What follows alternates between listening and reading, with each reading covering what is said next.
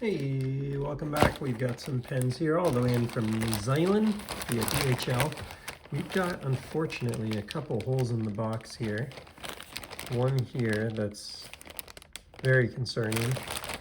One over here, a little less so.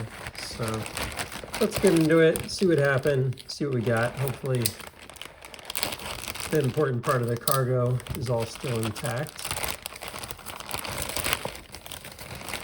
But we will see. Interesting. This one back here is definitely just one of those like, oh boy, anything that was loose in this thing could have slipped out. This looks weird to me. Do not assume that that was supposed to look like that. So unfortunately this box got completely crushed, which could certainly explain that damage to the package on the outside. But let's see if everything we ordered is on the inside. So let me just go ahead and get this over here so any of my personal info is not potentially exposed here. And we will see what we got. So I don't think this has anything. Yeah, I don't think this has any private info on it here. But Magnus throws in this kind of cool page here. And let's go ahead and take a look at what we got. Because Magnus has updated his ClickShift pen. I should go grab the container for my other one. It'd be kind of cool to compare here. Whoa! Pop that sucker open. That was a little toit. And this is the V3 Magnus ClickShift, and there's some pretty notable changes here. So I'm very excited to get this in hand and see what I think. It is still dang smooth. You know, he says it's smoother and that it gets smoother with this 304 stainless steel.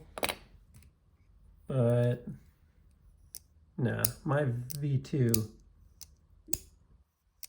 is definitely smoother. So a couple notable changes. The Mac inside there has switched from zirconium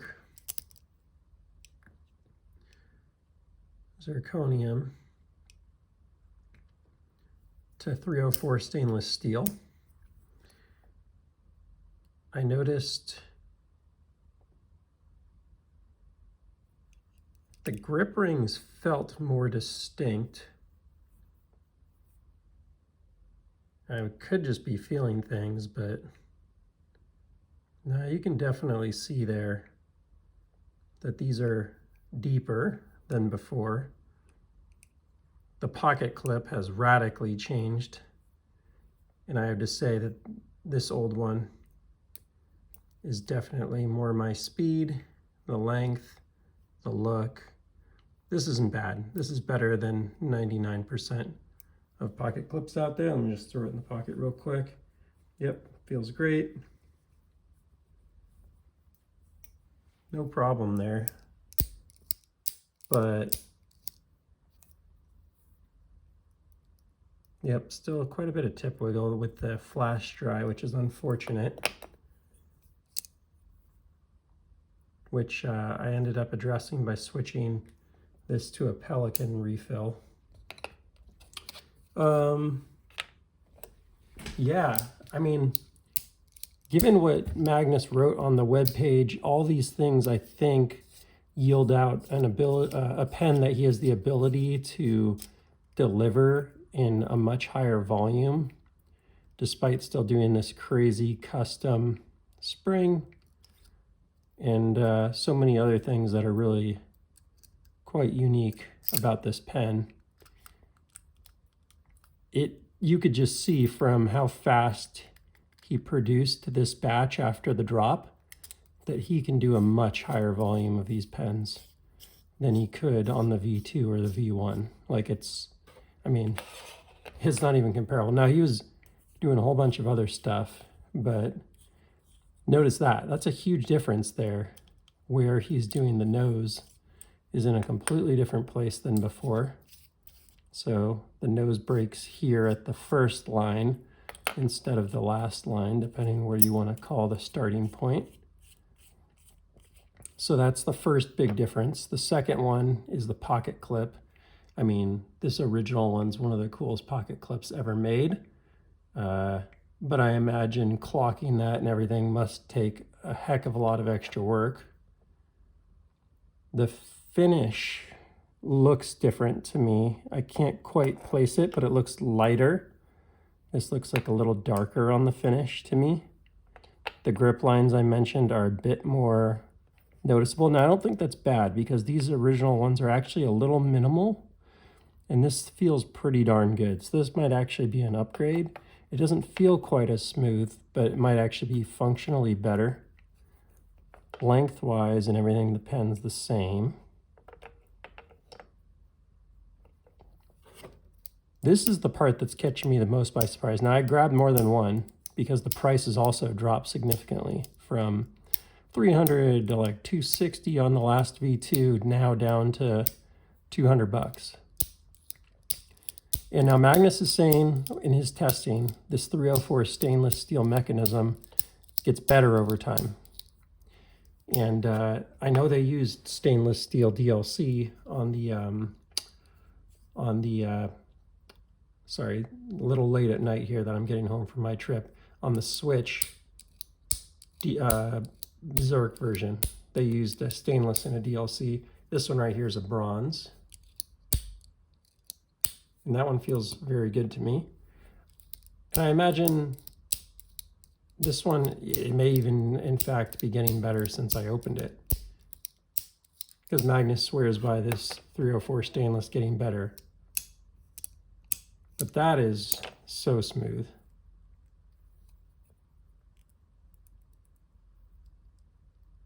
I feel like, I mean, is it me or is that switch thicker?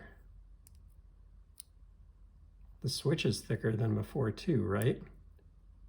I'm not crazy here. That's definitely a thicker switch. So let's pull out one of these other ones. Just see if everything's consistent. This is why, among other reasons, I do stuff like this, like getting multiple at once. Just to see how consistent are these makers doing what they're doing. When it's especially a pen that I'm very interested in and passionate about like this one. I don't mind buying an extra for science and for collecting. So let's see. And there were no shortage of these. Yeah, I mean, that one's... So this one may already be, I mean, it's also warming up in my house because it's been sitting out in 35-degree weather. But this one may have already worn in slightly from when I started, to be honest. I can actually see some lines here. I don't know if this will show up in the lighting I have here, but let's give it a try. I can actually see these lines here in the mech. And these ones are a bit lighter. So you could imagine that might be some signs of that 304 stainless steel wearing in. But these are definitely different.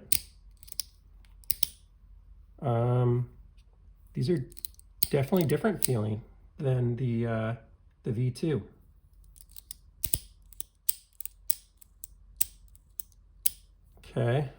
Okay. Sorry for the ASMR, but boy, I just gotta say, these original V2s though, they're better pens. Now they cost more money, so they should be, right? But they're a little smoother. So I don't know, some people said they thought the V3 was already smoother than the V2. I don't know, maybe both the V2s I had were like this, super duper smooth. Now I gotta go double check. Maybe I'll go do that tomorrow. I got one in the other room that had a box, which I believe was a silver box, by the way. But yeah, there's some definite differences here. The pocket clip, you can see how it comes in here. It's got to make room for that Torx screw in there. Looks like a T8. the way that the Magnus is on the top, there's like a, because the pocket clip on this old version kind of comes over the top here, you got a pretty significant change in that. Like there's like a, the pocket clip comes around the top as opposed to this is one piece here. That's just one piece, right? Yeah. So on here, the pocket clip kind of came on top of the body. On here, the body's like one piece, which has its own very cool benefit to it. So now the pocket clip is more minimalist. For science, we should probably take that off. Comes right off, no problem. He didn't do some crazy Loctite on there or anything, which is a good sign if he didn't need to and he felt confident that this would still be quality without it. And yeah, take a look at that. I mean, that's super minimalist. So interesting.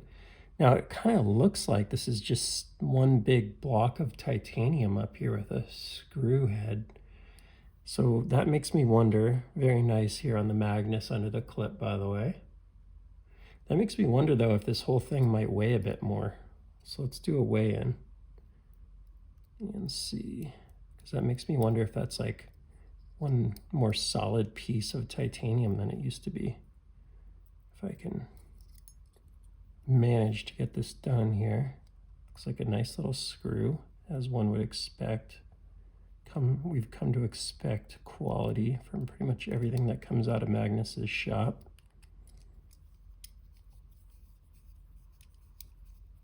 Okay, got that all screwed in. No problem, just feels very confident putting that on there. It just seems to seat right in there. Let's zoom out and weigh these in, the V3 versus the V2. I wish I had a V1 for you to weigh in. I'm still just kind of shocked by the damage to this box. And that thing is freaking destroyed. Impact zones. Our manufacturers would be proud of them for this one. That's crazy. Shipping from New Zealand, man. All right.